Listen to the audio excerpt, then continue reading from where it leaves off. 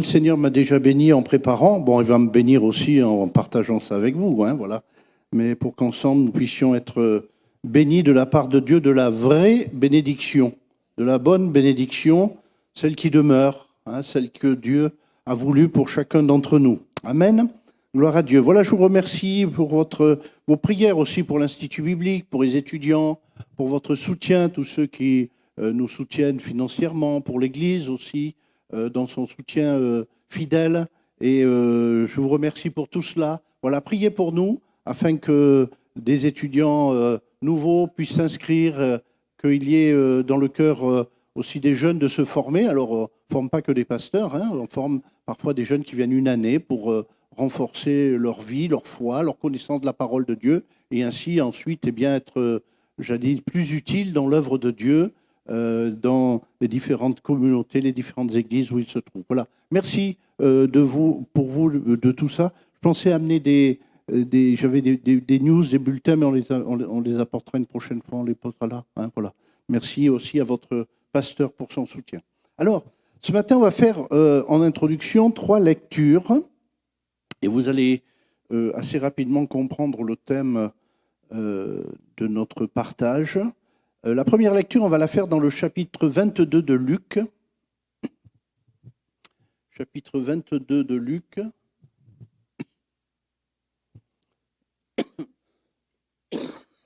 Des versets 14 à 20.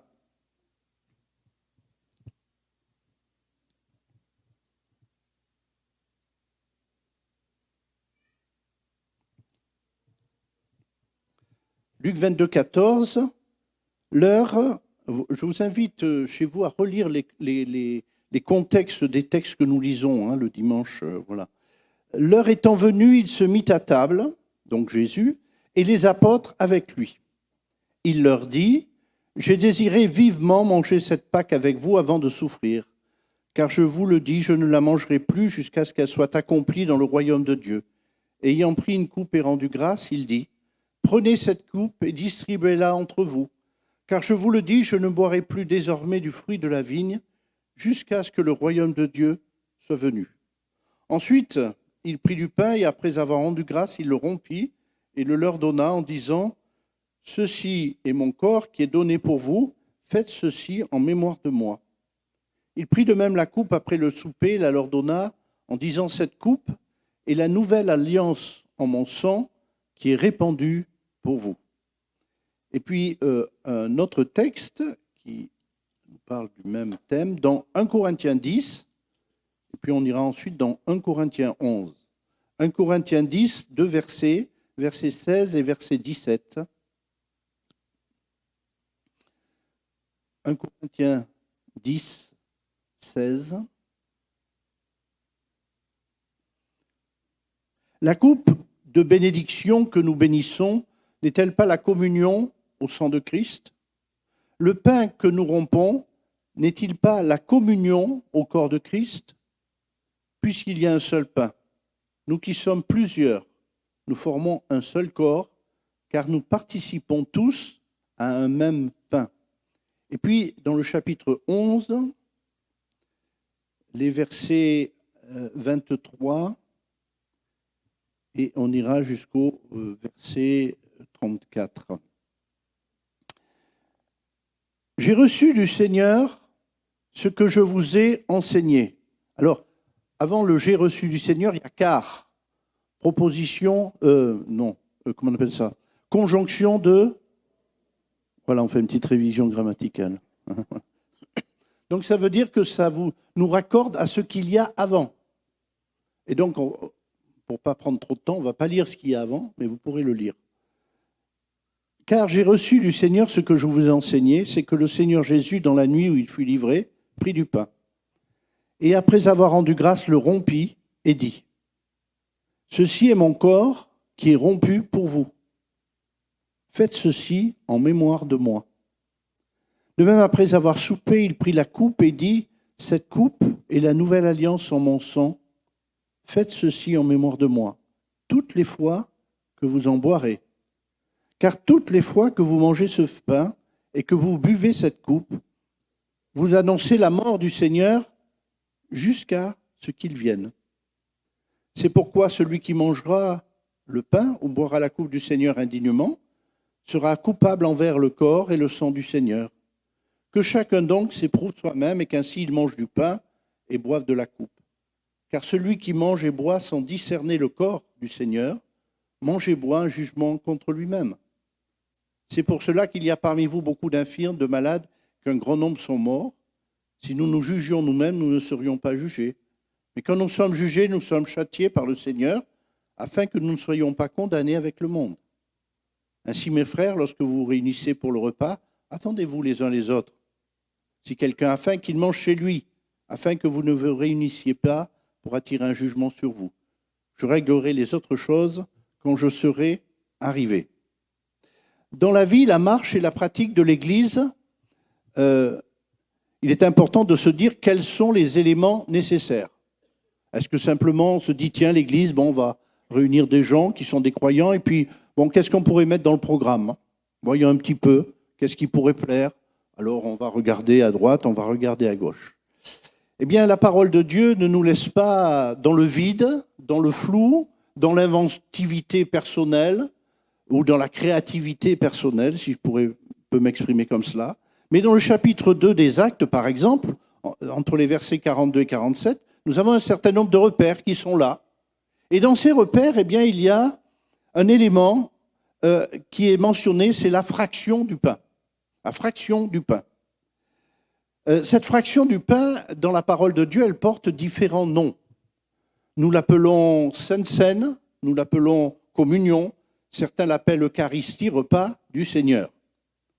Et nous appelons ces deux choses pratiques que le Seigneur nous a laissées, le baptême et la Seine, et la Sainte Seine, nous appelons cela des ordonnances. Préférons le mot ordonnance au mot sacrement, parce que le mot sacrement, qui aurait pu être utilisé, est malheureusement imprégné de tout un arrière-plan historique et doctrinal dont nous parlerons brièvement, on ne va pas s'arrêter là-dessus énormément. Mais ces ordonnances, ce que le Seigneur nous a ordonné de faire. Et nous voulons faire ce que le Seigneur nous a ordonné de faire. Parce que nous croyons que quand on fait ce que le Seigneur nous ordonne de faire, eh bien, il y a une grande grâce, il y a une grande bénédiction pour nous. Même si on n'arrive pas toujours à décrire tous les éléments, je crois que d'observer les choses du Seigneur nous place dans une situation de cœur qui honore Dieu. Et quand Dieu est honoré, alors nos cœurs en sont réjouis et notre vie s'épanouit dans la grâce de Dieu. L'apôtre Paul, devant régler le problème de la façon dont les Corinthiens vivaient la Sainte Seine, ils avaient importé cela, on leur avait enseigné un certain nombre de choses, et l'apôtre a besoin de réenseigner. Et la première chose qu'il va dire à ces Corinthiens, c'est qu'il a reçu du Seigneur ce qu'il a enseigné. Il leur rappelle que lui, comme pour eux, le repère, eh bien, lorsque nous avons besoin de réexaminer ce que nous sommes et ce que nous faisons, c'est ce qui nous vient du Seigneur. Lorsque Paul a vu la nécessité de réaffirmer, de mettre de l'ordre dans la façon qu'avaient les disciples de pratiquer le Saint Repas, il rappelle que sa référence et la référence de son enseignement, qui doit aussi, pour nous aujourd'hui, même si les siècles ont passé, même si on a évolué, enfin, bon, bref, si plein de choses se sont passées et qu'aujourd'hui on va même plus avoir besoin d'intelligence, on aura l'artificiel, donc ça suffira, n'est-ce pas? Eh bien, il nous rappelle quand même, et nous devons nous rappeler que notre référence, et la référence que nous devons transmettre, doit venir de l'enseignement de Christ, de ce qui a été institué et voulu par Jésus-Christ. Et que rien d'autre, pas nos idées, nos envies, ne doivent présider à ce que nous croyons ou ce que nous pratiquons. Ce qui doit présider, c'est la parole de Dieu. Et nous avons cette responsabilité, chacun d'entre nous, de nous appliquer, d'enseigner, de transmettre. Et ça, c'est pas simplement, l'obligation et la nécessité pour ceux qui sont en tâche d'enseigner ou ceux qui sont pasteurs. Mais c'est notre responsabilité à chacun d'entre nous. On ne peut pas dire, moi, voilà, je me laisse porter par ce qu'on me dit, etc. Non, nous avons une responsabilité personnel en face de la parole de Dieu. Alléluia. Vous savez que la parole de Dieu nous tiendra chacun pour responsable. Nous avons la responsabilité donc de prendre pour référence ce qui vient de la parole de Dieu et non de nos adaptations coutumières, même si elles ont quelques siècles ou quelques années. Et le but de Paul dans tout ça vis-à-vis des Corinthiens, n'est pas de leur dire, voilà, moi je ne suis pas content de vous, etc. Le but, c'était qu'ils puissent arriver à l'observance, à l'obéissance, parce que Paul désirait avant tout qu'ils s'épanouissent dans la grâce de Dieu, dans la vie de Christ, dans l'œuvre que Christ a accomplie pour nous. Amen. Par l'obéissance, par l'observance de la parole de Dieu, nous pouvons croître dans la grâce de Dieu. Nous pouvons aller de progrès en progrès et en ressentir des effets bénéfiques sur notre vie et autour de nous. Et il désirait que ces Corinthiens soient gardés et ramenés au cœur de la rédemption incomparable de notre Seigneur Jésus-Christ. Alléluia. Est-ce que nous avons le sens de la rédemption? Quand nous sommes là, nous voulons réaliser ce qui a été accompli pour chacun d'entre nous. On va y revenir dessus. Ce que Christ a accompli pour nous, si aujourd'hui c'est une grâce, nous disons c'est une bonté de Dieu, c'est quelque chose qui pour nous est gratuit, une chose dans laquelle nous pouvons entrer par la foi seule, mais c'est une chose qui a coûté infiniment, infiniment de souffrance, infiniment d'injustice, infiniment de poids porté par Jésus-Christ sur la croix du Calvaire, mais qu'il a pris à notre place. Alléluia. Et aujourd'hui, si nous pouvons nous réjouir, si nous pouvons exulter, exalter le Seigneur, c'est parce que cela a été accompli pour nous. Alléluia. Pour décrire brièvement la situation des Corinthiens, que s'était-il passé? On pourra peut-être en reparler. Je vais en parler là. Ça évitera d'en parler plus loin. Les Corinthiens avaient reçu l'Évangile. Et en même temps que l'Évangile, ils avaient reçu les pratiques qui existaient dans l'Église. Donc, on va le voir, entre autres, le saint repas du Seigneur. Seulement, ces Corinthiens, ils étaient, si leurs anciennes idolâtries, ils avaient tourné le dos, elle n'était pas complètement sortie culturellement de leur tête. Et quand à Corinthe, on se réunissait pour célébrer un événement religieux, il y avait souvent des repas. D'ailleurs, ils avaient un dieu qui s'appelait... Comment il s'appelait le dieu des repas chez les Romains, là? Chez les Grecs? Il y en a qui le savent. Bacchus. Et donc, autour des temples romains, et donc des temples qui existaient aussi en Grèce, des temples grecs, eh bien, se déroulaient des petits repas religieux, communautaires, mais qui étaient inspirés par Bacchus. Donc, vous voyez ce que ça veut dire? On buvait abondamment, on mangeait plus que de raison, on se vautrait dans l'immoralité sexuelle, mais ça faisait partie pour eux d'un culte qu'on rendait à Dieu parce qu'on célébrait le Dieu des plaisirs. Et donc, en célébrant le Dieu des plaisirs, on exaltait, et en se livrant à ces choses-là, finalement, on exaltait. Seulement, quand ils viennent au christianisme, il n'est plus question de Bacchus, il n'est plus question de tous ces dieux païens. Alors, il est question de Jésus-Christ. Mais les croyants se réunissent. Et quand ils se réunissent, ils partagent aussi des éléments de nourriture, le pain, le vin, qui semblent... Et eux, ils ont fait une espèce de syncrétisme à leur façon. Donc, à Corinthe aussi, il est dit, il y en a, ils sont arrivés avant, il y en a, ils sont arrivés après. Pourquoi? Parce qu'à l'époque, ils n'avaient pas d'heure. Vous savez, c'est comme dans certains endroits, ou dans certains pays, ou dans certaines cultures. Aujourd'hui, si vous invitez les gens à un repas, il faut que vous soyez souple sur les horaires. Hein. Ça peut commencer 1 heure avant et puis finir 1 heure après, voyez-vous, le rendez-vous. Ben, c'est ce qui se passait à Corinthe. Les gens, ils arrivaient, les premiers qui étaient arrivés, ils se servaient copieusement, ils buvaient, ils mangeaient, ils partageaient le repas, et puis à un moment, quand tout le monde était à peu près arrivé, vers la fin, eh ben, on disait « Ah tiens, on va... » Enfin, je caricature, mais peut-être à peine. Célébrons le repas du Seigneur. Oui, mais qu'est-ce qui se passait? Il y en avait qui venaient d'arriver, ils n'avaient pas encore mangé, donc ils avaient le ventre creux. Et puis les autres, ils avaient tellement mangé qu'ils avaient le ventre plein, voire trop plein, et la tête un petit peu ailleurs. Donc l'apôtre, il dit, stop, on va arrêter cette affaire-là. On va arrêter cette affaire-là. Maintenant, ce qu'on va faire, il a réorganisé l'Église. Mais pour garder le sens de la parole de Dieu. Je pense qu'il faut que nos réflexions quant à l'organisation des choses de Dieu visent le fait que nous cherchons à respecter le plus possible et à ne pas nous laisser, j'allais dire, encombrer par nos vieilles racines, nos vieilles habitudes et tout un tas de coutumes qu'on a reçues du monde environnant. Alors, il a dit stop, ce qu'on va faire à partir de maintenant, vous voulez manger et boire, vous le faites dans vos maisons. Et puis quand vous venez, quand on se rassemble, on va faire ça de manière à part, de manière séparée. Ce qui ne posait pas de problème chez les Juifs, parce que les Juifs, quand ils se livraient à des repas, les fêtes juives, etc., rarement les gens sont ivres et roulent sous la table. Chez les Grecs, il en était différemment.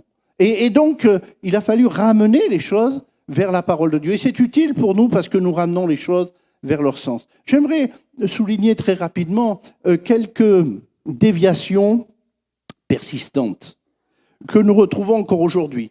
J'ai rapidement brossé trois sortes de déviations. D'abord, ce que j'appelle des déviations libérales par rapport à la Sainte Seine, où certains estiment que ça doit être un acte laissé à l'appréciation de chacun, au sentiment de chacun. Prenez-le si vous avez envie de le prendre. Un acte convivial qui accueillerait tout le monde, une sorte d'apéritif religieux. Enfin, excusez l'expression, mais des fois on a l'impression que pour certains c'est un petit peu ça, quoi. Voilà. Mais c'est formidable, on est tous accueillis à la Seine, etc., etc., etc. Est-ce que c'est ce que le Seigneur dit? Non. Certains vont même aujourd'hui jusqu'à préconiser qu'il faut faire prendre la Sainte Seine à des enfants, puisque c'est une façon de les intégrer, etc. Paul n'a pas pensé à ça, Jésus n'y a pas pensé, et même les premiers chrétiens n'ont pas pensé à cette affaire-là, au contraire. Bon, bref, toutes sortes de... Une façon, j'allais dire, un petit peu, qui semble très open, très ouverte, très accueillante de vivre la Sainte Seine, mais qui n'est pas dans les principes de la parole de Dieu. Deuxième sorte de déviation, c'est ce qu'on appelle des déviations légalistes. Des gens qui vont s'attacher à certaines formes, à certaines règles, à outrance. Des gens qui disent non, la Sainte Seine dans une communauté doit être prise dans une seule coupe. Oui, mais enfin, vous voyez, ce matin, c'est pour 450, on avait une coupe, il fallait qu'elle soit grosse, il ne fallait pas la renverser. Hein, voilà, donc c'est un peu plus compliqué. Vous comprenez que ça... Alors bon, après, on peut en faire plusieurs, mais là, on en fait tellement plusieurs qu'on en a fait des individuels. Bon, voilà. Hein, donc, mais parfois, certains s'attachent à outrance à ces choses-là. Certains disent, ah non, mais il faut absolument que je prenne la Sainte Seine tous les dimanches. Et que si un dimanche je ne la prends pas, eh bien, c'est quelque chose qui est, j'allais dire, quelque chose, un péché peut-être majeur. Et puis, certains s'attachent à la tenue de rigueur qu'on doit avoir pour distribuer le pain ou pour recevoir le pain et le vin. Certains s'attachent à des formes de présentation. Alors, bon, on est entre nous. Enfin, on est entre nous. Parfois, certains, dans certains endroits, vous savez, on met un voile dessus. Et j'ai une fois expliqué à une sœur, je lui ai dit, mais pourquoi on met un voile sur le pain et le vin? Alors la sœur, elle ne savait pas trop. Elle m'a dit, c'est pas pour éviter que les mouches, mais il n'y a pas trop de mouches dans nos églises. Non. Je lui ai dit, non, c'est un relent des rites qu'il y avait avant, où en fait, on représentait le corps du Seigneur. Donc on mettait un linceul dessus. Mais il n'y a pas de linceul à mettre. Ah ben, ici, il n'y a pas de linceul. Bon, ça va. Voilà. Parfois, on s'attache à des choses qui, finalement, font que parfois, on oublie l'essentiel. On oublie le sens et on oublie ce qui doit remonter dans notre cœur, revenir à notre esprit et permettre l'action du Saint-Esprit dans notre vie dans ces moments-là. Ce qui doit véritablement prendre la première place. Et puis, dans les déviations, il y a les déviations que je dirais magiques ou mystiques. Certains disent, on a parfois rencontré en tant que pasteur des gens qui disent « Ah, je viens prendre mon culte ce matin ». Alors, il fallait décoder un peu voilà. Nous, on vient rendre un culte à Dieu, hein, n'est-ce pas, tous ensemble ce matin. Mais il y en a, ils viennent prendre le culte. Hein. Alors, je comprends, je décode l'expression. En pensant pour certains que si je prends mon culte, alors j'aurai comme une sorte de bénédiction et de prospérité automatique. Si je prends la scène, ça sera comme une sorte de rituel chassant la maladie, le mal et les problèmes. Mais ce n'est pas ce qu'enseigne la parole de Dieu. On parlera du fait que, effectivement, c'est une bénédiction que de prendre la Sainte Seine. Mais pas de cette manière-là, pas de cette manière magique. Dans cette même catégorie, eh bien, il y a le fameux rite du sacrement, où certains pensent que le pain et le vin sont changés en corps physique et en sang biologique de Jésus. C'est ce qu'on appelle la doctrine de la transsubstantiation, enseignée par l'Église romaine. Et donc qui génère tout un ensemble de comportements magiques ou mystiques autour de ce pain et de ce vin. J'ai vu une fois quelqu'un qui m'a dit « Oh, on a fait tomber un bout de pain par terre ». Pour lui, c'était gravissime parce qu'il y avait un bout de pain qui était tombé par terre. Donc on est parfois, et parfois je comprends quel est l'arrière-plan de cela, mais on ne trouve pas ça dans la parole de Dieu. La transsubstantiation, cette doctrine qui dit que lors de l'élévation, eh bien l'hostie ou le pain est transformé en corps de Christ et que le ciboire qui est élevé, le vin est transformé en sang de Christ, eh bien ne se trouve pas dans la parole de Dieu. Ce qui a conduit parfois certains à garder des relents de cela, même en étant convertis à Jésus-Christ.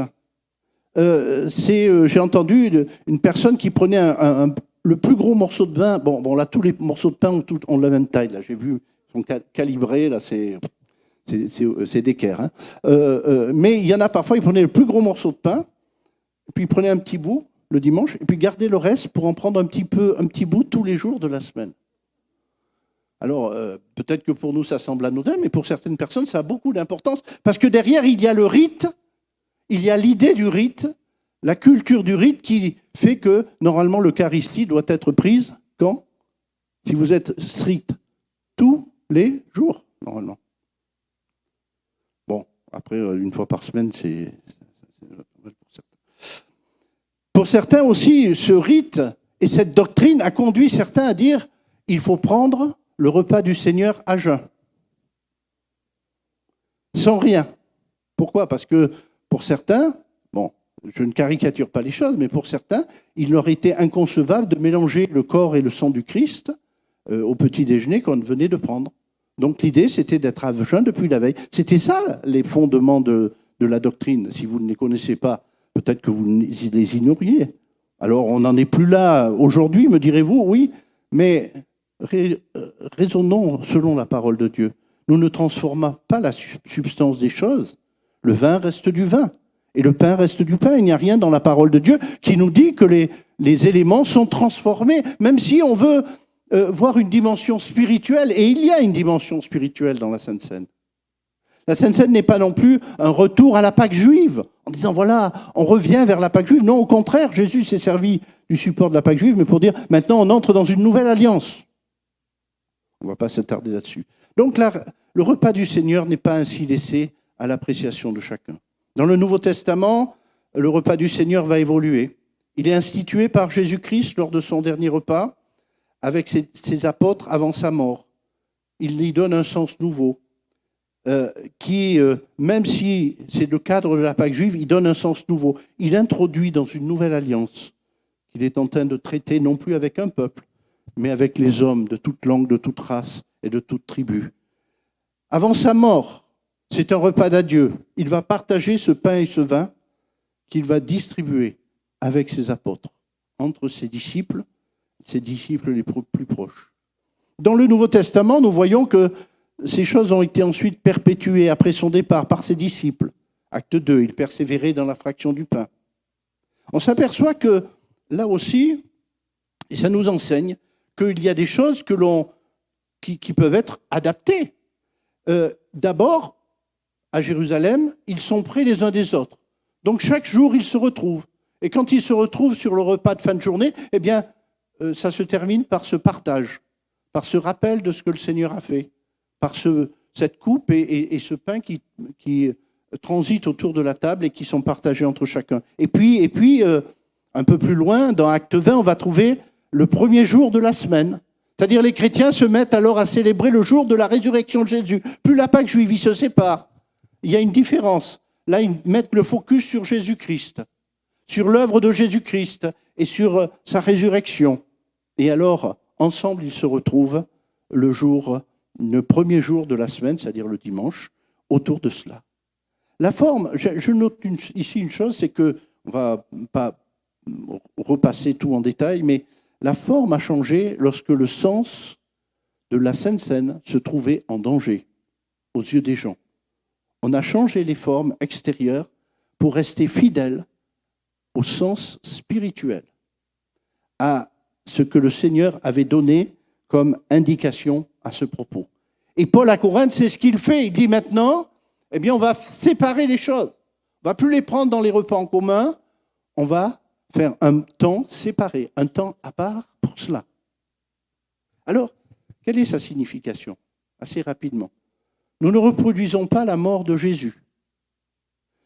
C'est le sens de l'expression du terme messe, qui est la reproduction du sacrifice de Jésus. Jésus est mort une fois pour toutes. Il a été sacrifié une fois pour toutes. Aucun acte, notons-le, ne peut en lui-même accorder à l'homme les bienfaits de la grâce. Sinon, notre salut, notre progrès, notre foi et notre vie spirituelle reposeraient non point sur la grâce de Dieu, mais sur les œuvres que nous aurions accomplies. La grâce est un don gratuit, reçu dans le cœur par la foi en Jésus-Christ. Et nos actes, finalement, ne sont que le témoignage d'une grâce qui est déjà reçue en nous. C'est parce que nous avons reçu cette grâce. Et donc, dans les textes, on voit que Jésus va dire « Faites ceci en mémoire ». L'apôtre le rappelle « Faites ceci en mémoire de moi ». Et nous aimons ce terme « mémorial », en mémoire de Jésus. Alors, c'est vrai que quand on parle de la mémoire, on pourrait simplement y voir un rappel historique. Nous rappeler historiquement qu'un moment, Jésus a été avec ses apôtres, qu'un moment, Jésus, dans le passé, a donné sa vie, qu'un moment, dans le passé, Jésus est ressuscité. On peut ranger, j'allais dire, cette mémoire, ce mémorial, au rang de l'histoire. Mais ici, je dirais plutôt, ce mémorial, c'est un remède à notre cœur qui est si vite oublieux des choses de Dieu. C'est le terme grec, bon, il vous aidera, il ne vous aidera pas, qui veut dire le remède à l'oubli, le remède à l'amnésie. Vous connaissez le mot amnésie? Eh bien, il y a un préfixe privatif devant. Donc, c'est une non-amnésie. Pour ne pas être amnésique de ce que Jésus a accompli pour nous. Vous savez que nous sommes facilement amnésiques, concentrés sur notre vie, concentrés sur nous-mêmes, sur nos problèmes, sur nos besoins. Et nous oublions. Vous savez, dans la parole de Dieu, il y a une chose qui est très importante. Très souvent, le Seigneur, déjà dans l'Ancien Testament, dans l'Ancienne Alliance, disait à son peuple, souviens-toi, souviens-toi. Combien de fois Dieu répétait, souviens-toi. Et souvent, parce que le peuple ne s'est pas souvenu, alors il est parti. Il a dérivé, il a oublié les choses de Dieu, il s'est rattaché à des vaines idoles, il s'est confié en lui-même. Et le malheur est venu parce qu'il avait oublié. Ils avaient oublié. Au début du livre des Juges, il est question de cela, mais dans bien d'autres passages, Dieu dit « souviens-toi, rappelle-toi ». Et là encore, à la Sainte Seine, Dieu nous dit « rappelle-toi, rappelle-toi, souviens-toi ». Souviens-toi de quoi? Du sacrifice de Jésus-Christ. La mort de Jésus-Christ. Le rappel de la rédemption, du rachat accompli par Christ pour nos péchés. Donc ça nous rappelle ça, nos péchés. Nous sommes des pécheurs. Nous avons été sous le joug du péché. Mais Christ nous en a libérés. Ne l'oublions jamais. Parce qu'à force d'être, j'allais dire, de bénéficier de la grâce, des fois on oublie. On dit, ben oui, mais finalement c'est normal. Vous savez, quand on est habitué à quelque chose, on oublie que l'on a été captif. Mais Jésus-Christ nous rappelle que nous étions pécheurs et que nous le sommes encore. Mais la grâce a été efficace. Et c'est cette grâce efficace que nous décrit le sacrifice de Jésus-Christ. Ce mémorial nous décrit cela. L'amour et la miséricorde de Dieu. Je le disais, le prix de notre grâce. La mort et les souffrances de Christ, mais aussi sa résurrection. Ça doit nous ramener vers cela. Ça doit nous ramener vers ça. Pas simplement, je suis content de prendre avec mon frère Jean et ma sœur Pierrette la Sainte Seine ce matin parce qu'ils sont avec moi et qu'on est bien ensemble. Mais on est bien ensemble à cause du sacrifice de Jésus-Christ. À cause de l'œuvre de Jésus-Christ. C'est là où on se rappelle le sang, le corps, la souffrance, tout ce qui va avec, et la rédemption, le rachat et la résurrection. Alléluia. On a un moment dit qu'on appelait aussi cet acte la communion. Et dans 1 Corinthiens 10, on ne va pas le relire, cette communion qui nous unit à Christ nous est rappelée. cela nous unit aussi aux autres rachetés. Aux autres rachetés. C'est le rappel de la raison de notre communion. Pourquoi est-ce que nous sommes en communion les uns avec les autres? Pourquoi est-ce qu'il y a la communion du corps de Christ? À cause de Christ. Pas simplement du fait que les uns et les autres parlent un peu vaguement de Christ, mais de ce que les uns et les autres ont accepté Christ dans leur vie. Et que cette œuvre de Christ en eux les rend frères et sœurs, même si vous n'avez pas le choix. En Jésus-Christ, si vous êtes en Jésus-Christ, vous êtes mon frère ou ma sœur. Vous n'avez pas le choix. J'ai pas le choix non plus. Bon, bref, voilà. Mais c'est une grâce de Dieu. Alléluia. Et c'est ça qui doit créer l'union. Souvent, les gens cherchent l'union dans le monde religieux, etc. Il faut que nous soyons unis. Mais mes amis, l'union, elle est en Christ. Elle est dans l'œuvre de la croix, dans l'œuvre de Golgotha, dans le salut accompli par Jésus-Christ. C'est ça qui crée la véritable union au-delà de toute chose. Le rappel de la raison de notre union n'est pas nos affinités, notre culture, nos sensibilités, mais c'est Christ, la croix et le pardon qui ont fait de nous des frères et des sœurs et des disciples de Christ pour l'éternité.